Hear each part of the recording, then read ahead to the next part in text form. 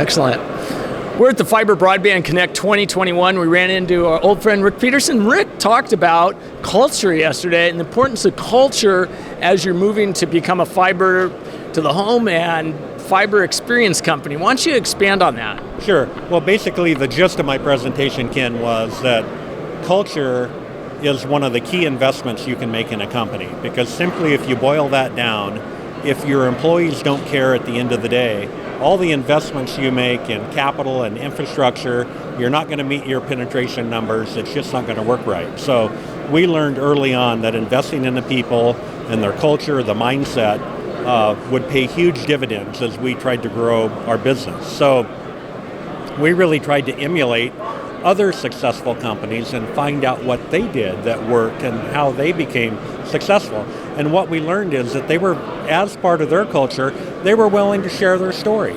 And one of the stories that really helped me early on was a local bank that had, a larger company had purchased our local bank, and they wanted to transform the banking industry. And the approach that they took was really phenomenal with their folks.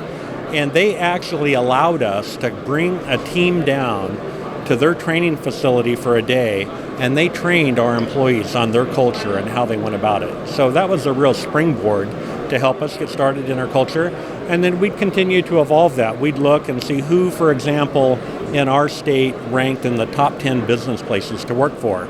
And we'd pick the top 2 or 3, call them up, say, hey, we're working on our culture. We actually have a culture team that gets, culture is something that you work on all the time. Can we come down and visit your company and just talk about how you went about it, how you were successful, how did you become the #1 place to work in Oregon? And with open arms, they welcomed us in, they told their story, talked about some of the unique things they do, and out of every one of those visits, we would take a couple things that we knew would apply to our company. So those things just continue to evolve and to help us define our culture. And when you say visit them, you actually loaded people up on a bus, right? Your managers? Yeah, I went down to the rental shop, got the largest 12-passenger van I could, crammed as many people in there, and we went on a culture road trip, and it's been really successful. One of the other things, you have quite a reading list on your shelf. Why don't you tell us about some of the books that have influenced your journey? Well, we do. So back to the bank, Ray Davis was the president and CEO of Umpqua Bank. Leading for Growth is a book that Ray Davis wrote, which is exceptional. Horst Schultz from the Ritz-Carlton Group has another fantastic book to talk about how he went from a bellboy to the CEO of the Ritz-Carlton Hotels. There's a lot of principles that we developed out of that book. And then a standby for a lot of people, raving fans. At the end of the day, I think we want all of our customers to be a raving fan. So the Raving Fans book is also a mandatory reading for all of our folks. And then in addition to the hard copy reading, we also have a lot of different videos that we've selected from different companies that are really show the passion and humility that we want to have our people employ as they deal with our customers. So that's just part of the onboarding process with a new employee, and then the ongoing training just as a refresher on maintaining that culture. And it's an internal and external culture because we want our people to treat our own employees with the same respect that they treat a customer. So it's paid dividends both internal and external.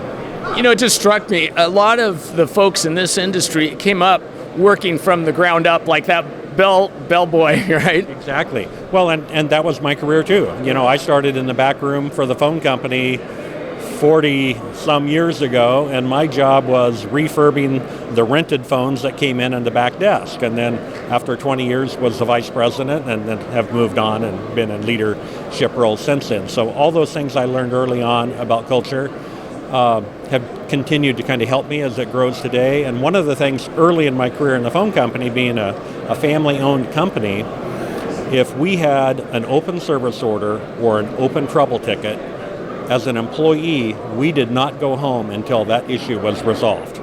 And if you can imagine in today's world, that type of ethic, it doesn't happen. But that has always stuck with me, that you just had that empathy for the customer, or maybe it was a single mom that was at home and her phone was her only lifeline there. And my job was to make sure that phone worked before I could go home. And there were some late nights, sometimes 24 hours plus to do it, but that was my original early work ethic. And it's different because you're local, so that person could see that you went home instead of fixing their problem. Oh, sure, yeah, exactly. I mean, your phone's out, and then you see me having a cheeseburger with my family, that afternoon. So, where are my priorities? So, that's really important too. You want to be, you are visible in the community. So, end of the day, you always want to do the right thing. So, that's paid huge rewards. Well, that's great insight. And Rick, it's so great to catch up Ken, with you. great to see you too as well. Thank you. Take care.